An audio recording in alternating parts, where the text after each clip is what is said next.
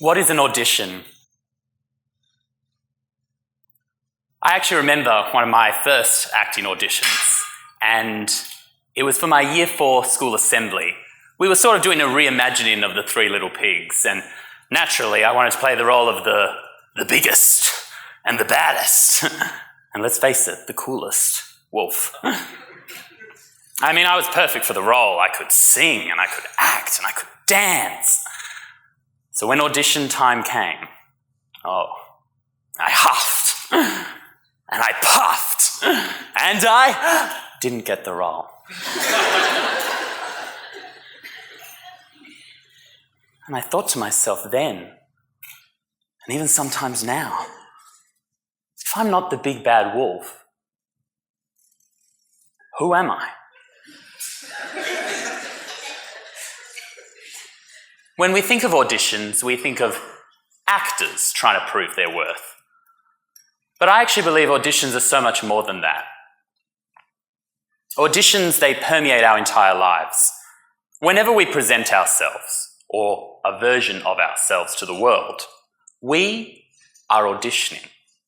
Auditions are the moments, the conversations, the job interviews. We audition every day, all the time, with thousands of people. But the question you have to ask yourself, what role do I play? Do I play the leading role in my life? Or maybe do I play a side character in the background? Do I play a role that's written for me and by me? Or maybe do I play a role that's written for me by someone else? I'd like to break this down into some scenes for you. 5 scenes, to be exact. Scene 1. Other people will assign your role. Location, primary school. Character, boy, ages 5 to 6. Favourite ice cream flavour, maybe like a choc mint triple swirl with marshmallows and balsamic vinaigrette, don't ask why. Costume, sort of like a shirt with a cardigan, a wool polyester blend. It's really kind of more a preppy look, but not derivative. And I've got an image reference for you as well.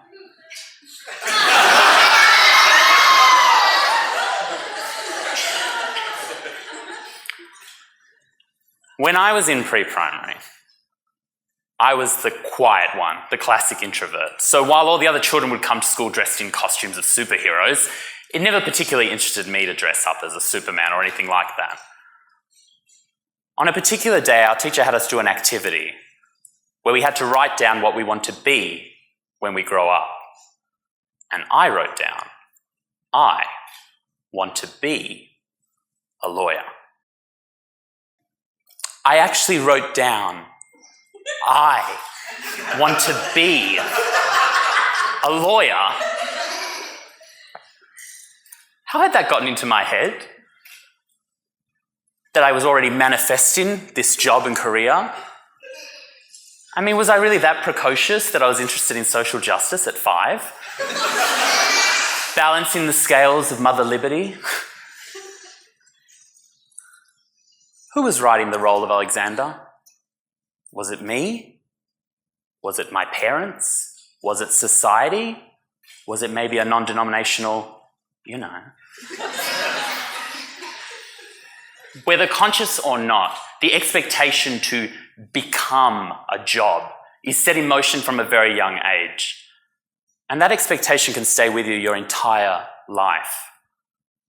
I would hope if someone asked me today what I want to be, I would say I want to be kind, I want to be creative, and I want to be there for people when they need me. Not, I want to be an international trade lawyer for a mining conglomerate.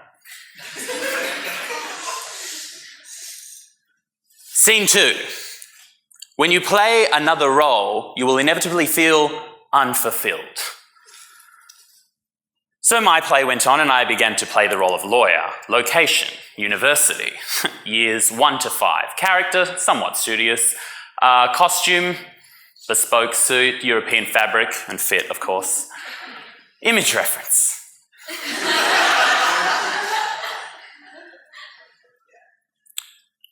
As I had begun to study law, I began to speak with the gravitas of a very noble profession. I began to use the phrases like caveat emptor, it means buyer beware, or ejusdem generis, it means of the same kind. What are your thoughts on recent jurisprudence in the High Court? I realised though, as I was saying these lines, I was saying them because I felt I should, rather than I really wanted to. You see, when you play a role that isn't written for you and by you, it won't resonate. And I mean, I had the dream role, law student to law graduate, and then onto a big firm in the city. But unit after unit that I studied and year after year, I just didn't find anything that I was passionate about. Well, why keep going then? Well, I mean, it was interesting enough, and I guess I could have kept doing it. I mean, I'd written it down. I'd always wanted to be a lawyer. The standing ovation for that performance awaited. Scene 3. Live true to yourself despite your fears. Location, Perth CBD, the epicenter of business. Character, strong, officious, a man who means business. Costume, the iconic suit, powerful. An image reference.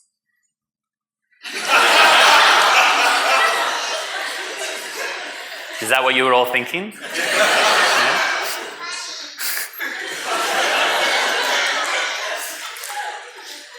You see, after I'd graduated, I did a complete 180 and decided instead to pursue my passion into the creative arts and all the little odd jobs that came with that, like dressing up as Superman in the city for Father's Day.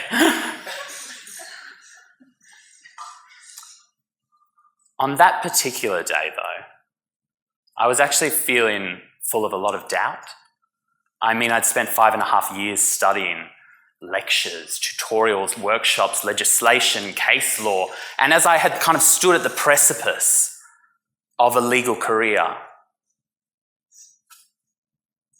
and there I was, in a cape, in public. The child that never wanted to dress up. During my lunch breaks on that day, I would go to a nearby cafe and I would just stay in costume because it was easier than getting changed, you know, because there weren't any phone booths around.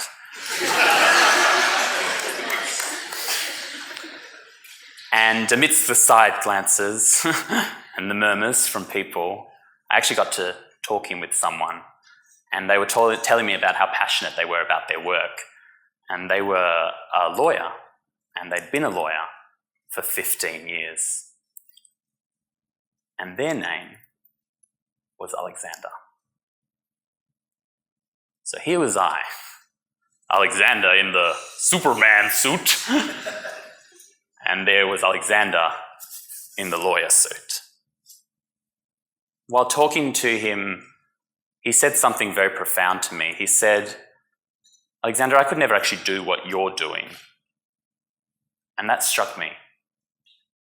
Because when I visualized him in the office at the big firm in the city, it confirmed in me that I could never do what he was doing.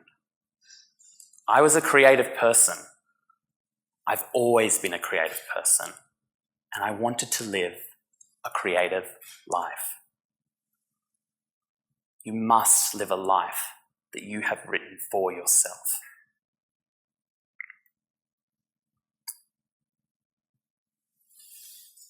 Scene 4. Every day is an audition. Location, TEDxUWA. Character, me, other characters, all of you. Image reference.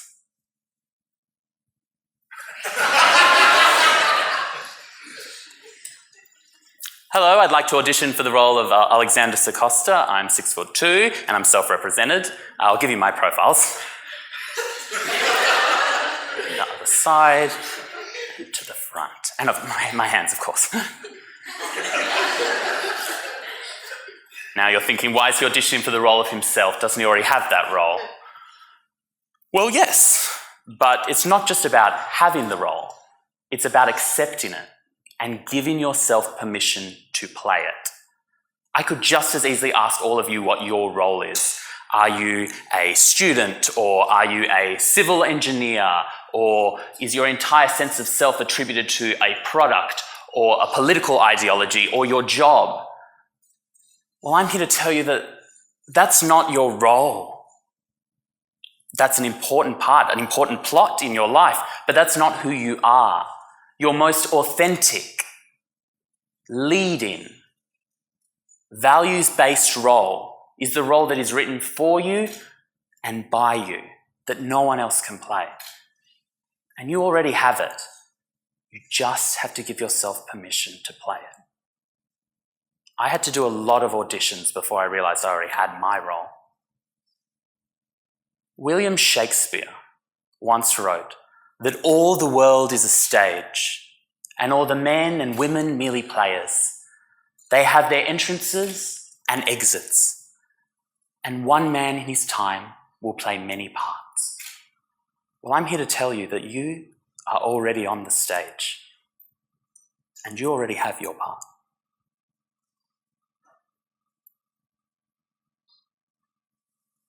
Scene 5.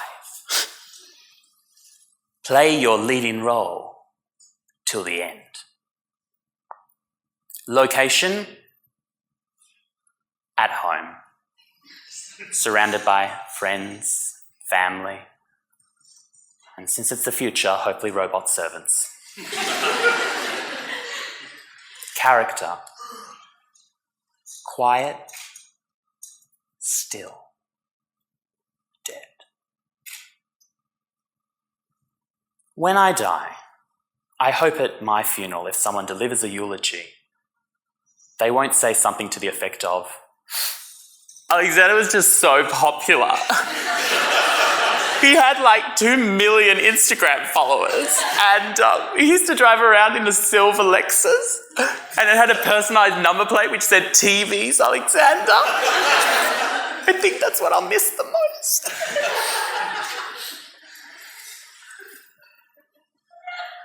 I hope they'll say, Alexander was kind.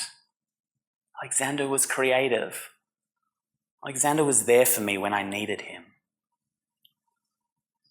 If our lives were plays, I don't think we'd want them to be scene after scene after scene of us just staring at a screen, delivering monologue after monologue, never singing or dancing. Plot lines where our character waited days, months, or maybe even forever before they took a single step towards what they wanted. You must embrace your role. I'm actually really sorry, we can't recast you. And I think you're perfect for the role. And I assure you, it is going to be an exciting role. It's going to be a heartbreaking role. And it's going to be a funny role. It's the role that's written for you and by you. I don't want you to stress, though. There's no lines for you to learn. We're not going to have any rehearsals. You're already on the stage. We're just going to do one continuous take. But I will leave you with 2 stage directions. I would like you to enter from stage right. And at the end, I'd like you to exit stage left.